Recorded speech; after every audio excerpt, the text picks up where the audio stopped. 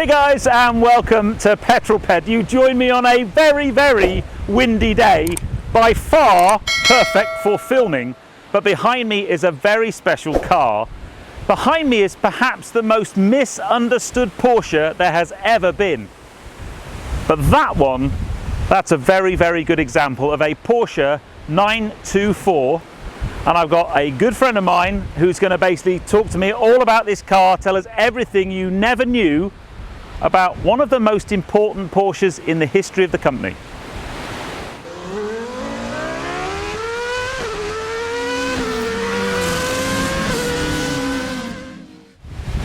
Now, unusually for one of my reviews, I'm not going to spend too much time outside because I'm currently trying to film in a hurricane, but I wanted to start just by looking at the outside of the car.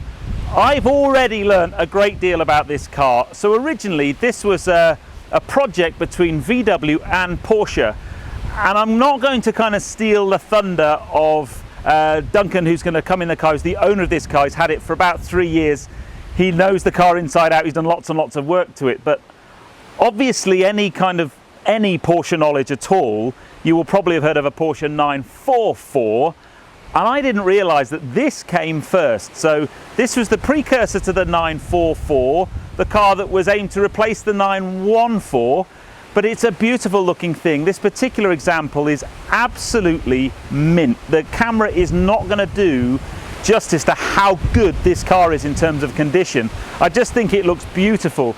And it's a 1981 car, it's 40 years old. I've got this thing clearly on the channel recently of doing cars from 1981, if you haven't seen my Audi Quattro video already.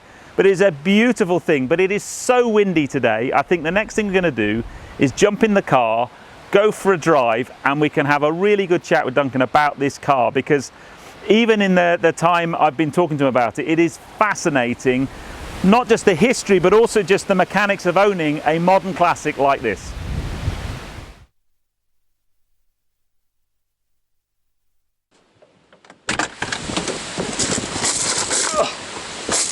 Now then, Duncan, welcome to the channel, my friend. Thank you. Obviously we are fully COVID safe. Yes. Because you live in a house full of doctors, so we thought we'd do the whole thing, so hopefully it's not going to damage the audio too much. Mate, first things first, this car is immaculate. Thank you. You spend an awful lot of time making it so lovely. So the plan is we're going to go for a little bit of a drive. I'm very lucky I'm being allowed to drive the car. Thank you very much for that. And I thought we'd just have a chat, because even in our just chatting while I've been doing the filming, there's so many things that you've kind of told me about this car that I didn't know. Some of the history, some of the kind of mechanics of owning it. So, shall we go for a drive? Yes. Excellent. The driving position is interesting. No rake and tilt adjustment on the steering wheel. No. Very flat steering wheel. And you've really sat very low. It feels really kind of sporty and ready to go. So I'm guessing it's just the normal key. Actually, no, before I turn the key, I've got to show them the key. No. Was that a not? We're not meant to do that. So we need to talk about this, because I think that's a really interesting bit of the car's history, actually. Yeah. The whole tie-up between VW and Porsche. And you've even got fasten seatbelt warning light. That's pretty advanced for 40 years ago. It's chat telling at me to put my seatbelt on. So let's go for a bit of a drive. We've got some lovely roads around here. We thought we'd do most of this in the car because it's so windy. Now, handbrake is down here. Yes, for Le Mans starts. Yeah. Right then. I'll be good with your baby, I promise. Thank you. So how long have you had the car, first of all? 3 years. Yeah, 3 years. And you were saying your dad's got classics, you wanted a modern classic, you had a bit of a look around to find something, and yeah, no, my dad had always had classics when I was growing up, so I decided fairly early on that I wanted to have a classic as young as was possible. So I'd looked around whilst I was at university, finishing university, looking at Mark II Golfs, Saabs, and a Porsche 924. Then this one came up, so I drove down from Scotland to Manchester and bought it. Yeah. And it is an amazing example, but let's just kind of start at the beginning of where this car came from, because I've always, I think most people know about a Porsche 924. They know it looks quite similar to the 944. They might have heard some fairly derogatory comments about it from, you know, about the engine and its heritage and stuff. But actually, when you know the real story, it's really interesting. So it started off as a project between Porsche and VW. Correct. Yeah, no, it was originally a VW Porsche joint project, but after the oil crisis in 1973, VW canned it, and Porsche said, okay, we'll take that up. We need a new replacement for the 914. Yeah. And they started producing the 924, which is the first transaxle Porsche produced by Porsche in 1976. Wow, so it's a 2-litre inline-4 Audi engine. Audi engine. The Audi engine from the Audi 100. Yeah. Which and then later the went gearbox, in other vehicles. And then the gearbox is in the back. Yeah. So a bit, well, just like the 944. Yeah. And then as it evolved, the engine changed at the front. And yeah, so after they stopped producing the 2-litre engine, once the 944 had to come out, they then stuck the 2.5-litre 944 engine in the 924 to make the 924S. Right. But I mean, what I love about it, there's just little tweaks to being different. The inverted rev counter is super cool, because that's very race car inspired. The driving position with a very flat steering wheel is very race car inspired. But you know, in terms of what it did for Porsche, it gave them that entry level car. Yeah, no, a Porsche was then suddenly a lot more affordable, and yeah, it was a key money maker for Porsche in the late 70s, early 80s. So I guess it did for Porsche in the 70s what the Cayenne did for them in the 90s, when they, you know, they kind of saved them as a brand. Yeah.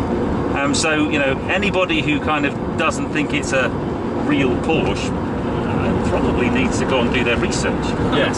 So, and it doesn't have a van engine. Let's debunk some myths about the 924 as well. The engine was in this car before it went into a Volkswagen van. Okay. I think that's a point that anyone associated with the owners' club would want to get across. Right. So, because everyone's it's not a Porsche, it's a VW, and it's got a van engine. So those are all incorrect statements. Yeah. But it's quite amusing. It's a Porsche with a VW key and an Audi engine. I mean, that's... Yeah. So what kind of things have you had to do to it? I mean, apart from... I mean, the bodywork is incredible. Yeah. Yeah, no, a lot of the bodywork is... the bonnet, etc. is all original paint. When I bought it, it sat for quite a while. It had only really been used on high days and holy days, and I wanted to get it to a stage where I could use it as a daily driver. I don't have another car, but fairly early on it was clear that all of the fuel system had to be redone, so new fuel tank, new fuel pump, fuel distributor, did the fuel accumulator a couple of months ago, so that's all been replaced the whole way through. How much is that?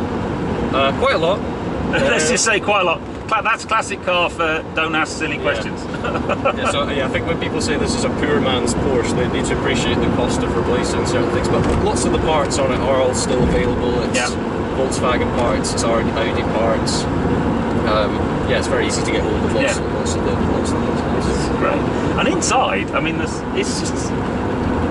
amazing. Yeah. It's so clean and tidy, and it's, you know, so from a... Obviously just waiting for it to warm up and just get used to it. I'm not going to be driving it hard today, that's not the point, but it's got a really nice feel to the steering, just even in the first couple of corners. Balance wise, drivability wise, I mean, it's not a mega fast car, but it's a 40-year-old car, so it's still a sprightly drive. I think that's the key, is it's fun. It's not got a great deal of power, but it handles really well. It feels well balanced to drive, etc. So it's still very fun to drive. Yeah, because again, I know for some of you, this is an obvious statement, but in most front engine cars, the gearbox is also at the front. So you've got a big amount of weight at the front of the car. With these transaxle cars, the gearbox is at the back and the engine's at the front, which distributes the weight. You're saying it's 4852. So right. Okay. So that's kind of what you. Because I think for me, one of my favourite Porsches is the 944. So that was then inspired by this and taken or derived from this, so they kind of it's a bit beefier bodywork. Yeah, it's a lot boxier and has the Porsche engine. Yeah. Huge boot. Yeah, you get 3 sets of golf clubs in the boot. As a golfer, that's very important. Yeah, only 2 people in the car. I was going to say 3 sets of golf clubs, but there's nowhere for the third person to go unless they are, well, without legs.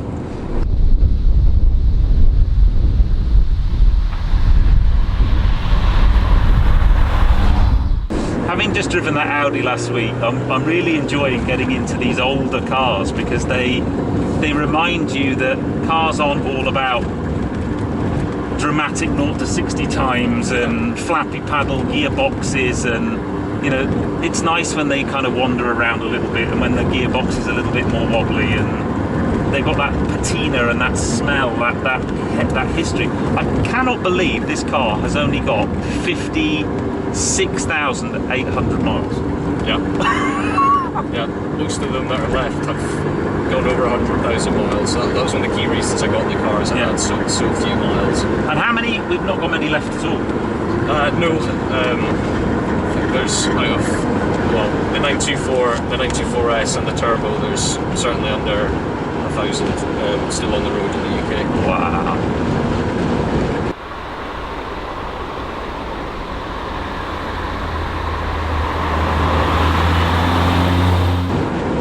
So, is there anything you want to do to the car, or is it just how you want it? Or I'm sure it's a bit like, you know, there's always something else, something. Yeah, so I think I like it when my list of things to do is shrinking rather than growing.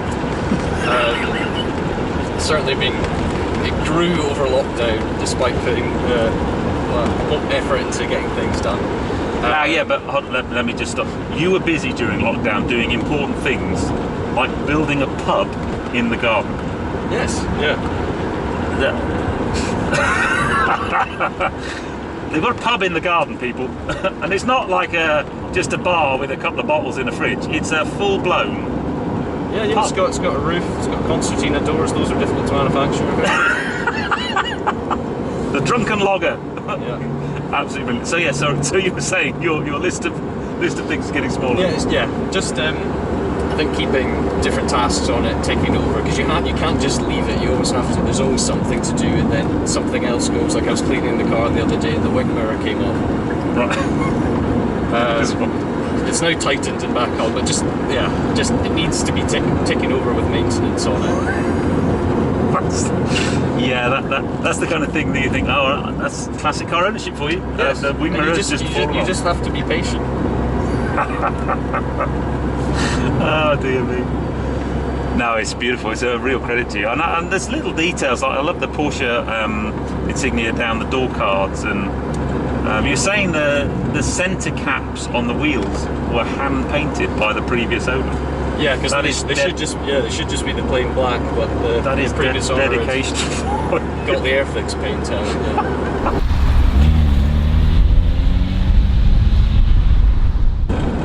I'm guessing when you park up somewhere, you must get people coming over and having a look at Yes, stuff. you do. Because I can't remember the last time I saw one of these apart from your one. They used to be a relatively common thing, I think. It's interesting that you see so few of them on the road, but the number of people who will come up and say, oh, I had one of those, or my brother had one of those.